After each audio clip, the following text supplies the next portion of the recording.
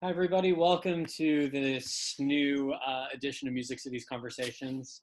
As we said, this is my chance to travel around the world while at home and talk to people that we admire and talk to people that we've been, using their work to inform ours for many years. So I'm pleased to welcome from Finland my old friend, Paulina Ahokas. Paulina, can you introduce yourself, please?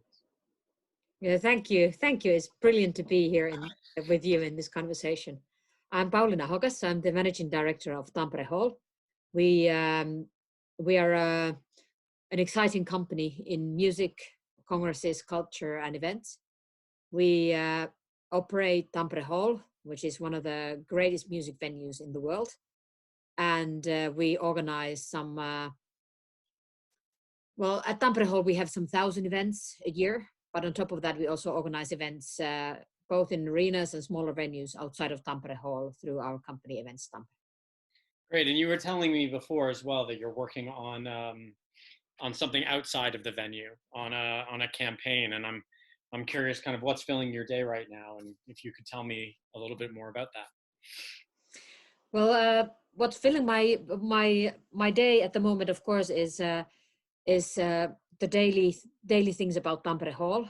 We have a lot of postponing of events. Yeah. Tampere Hall is currently closed, but we've had to either cancel or postpone, mostly postpone about 280 events, and so the whole team has been working on this.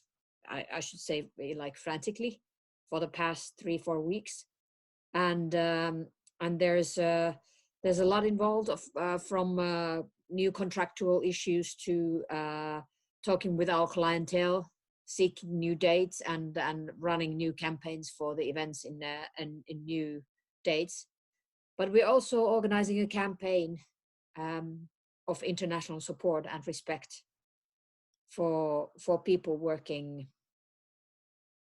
Well, for anybody, first of all, for anybody suffering from this crisis, we want to show support and respect.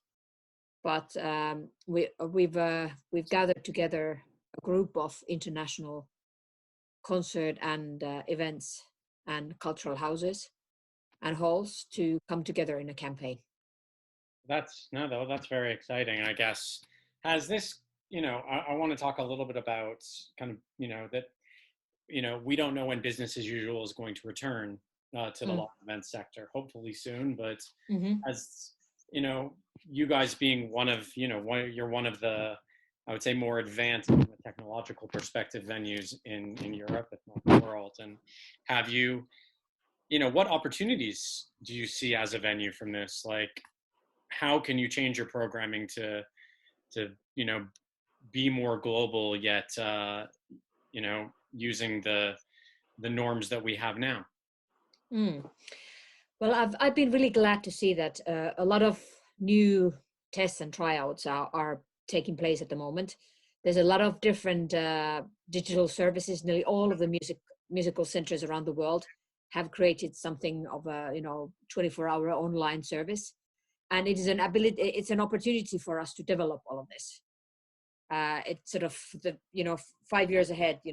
We're all of a sudden in a situation where all of us jumped into a situation that we would have otherwise expected 5 years from now on.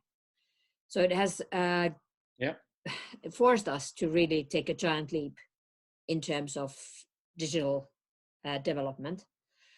But it's and I see there's a lot of investment into AR, to VR, to that type of concert experiences.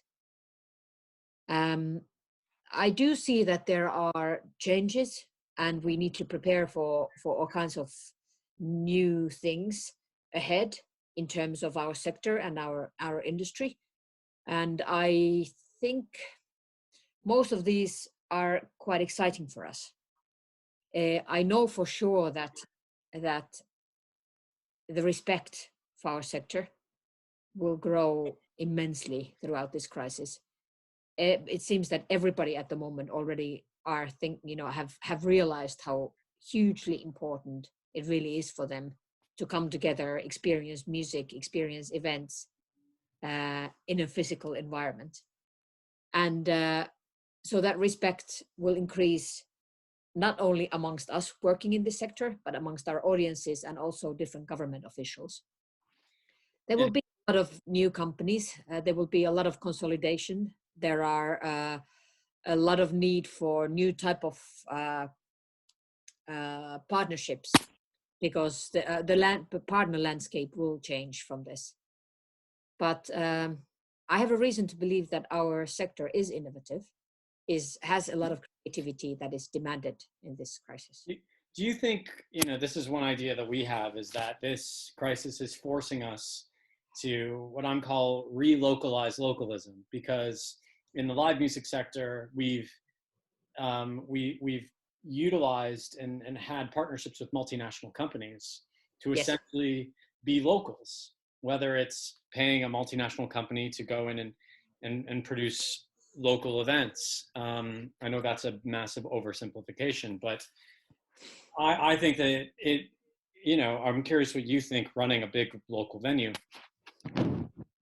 Is this making, the local community in Tampere more aware and proactive and reactive of taking responsibility for local content and local culture? Mm. Well, we definitely have seen already sort of a renaissance of local cultures, because we have been forced into a situation where that's what we have and that's what we can in many ways sort of utilize in the near future. But there are some traits of it that I don't particularly like myself. It's there's a lot of sort of nationalism and also partly racism in this process that I actively really want to fight against. I see there's more need than ever for people in different companies and different sectors to really seek for international support, to learn from the best practices, to share their innovations, to really be, reaching out and also offering help and support to others. I agree. I think it's bringing, obviously, I think this crisis proves, again, COVID-19 doesn't discriminate. So why should we, right? And I feel that, but it's, and it's going to bring up, we can't rely, we've relied on large, singular firms to create community, right? We rely on Facebook, we rely on Instagram, we rely on Spotify, and so on and so forth. And I'm Yeah, wondering, however, it's some of the most beautiful things that I have seen have actually been made. There have been local orchestras, like for example, Lahti Symphony Orchestra made this most beautiful piece of, all the musicians being in different locations, and they recorded Sibelius's Finlandia, an exquisite recording. But I also see that this system has been used for a lot of co-writing and co-development. If people can do it from one city, from different locations, why wouldn't they be able to do this from across the globe? And I've seen productions like this to take place, in fact, more than ever. So yeah. It's also an opportunity for even more networked. Yeah, I think that and it's great that you and a number of other cultural institutions are leading the way. I'm curious, kind of, we don't predict anything in Music City's conversations, but I always ask, what is the or something similar to this is, of all of this, what are you most excited about in your job? I understand we're in triage right now, so to speak, but we are going to emerge out of this at some point. And looking forward when we all come out of our homes, what are what gives you most hope? Well, first of all, I'm personally working on 3 different projects that are that I can't tell you about. They're the most exciting hybrid productions of various different fields coming together, strongly rooted on music, but really innovative productions that one of them is strongly international, born global, and it's basically an opportunity to, whilst there are not events that I need to go to, of course, there's a lot of things that I need to deal with, but there's also the ability to really create new things, and all of our team is really using the opportunity for that. Unfortunately, of course, we've had to temporarily lay off a lot of our stuff, which is really the most difficult and sad of this whole process. But there was absolutely nothing that we could do, and it was our only means of really preparing for a strong future, because we know that once this is over, we are definitely needed, and we need to be really strong and energetic, because it's those 20, we will be back to 20s where everybody just really wants to go out there, enjoy music, and yeah.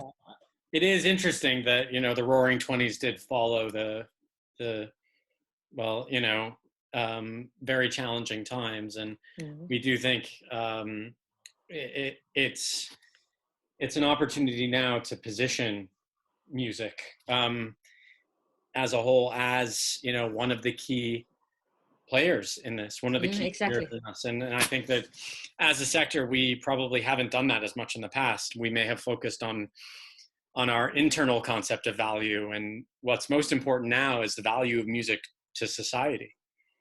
Yes, and I'm sure somebody's cooking a whole new music style in their Definitely their homes at the moment.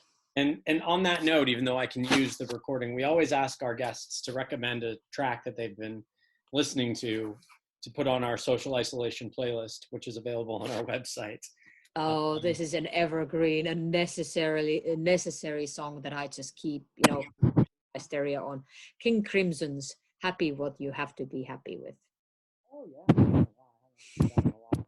Good choice. We'll get that on. So, thank you so much for joining us, Paulina, on this Music Days conversation. Thank you. Okay.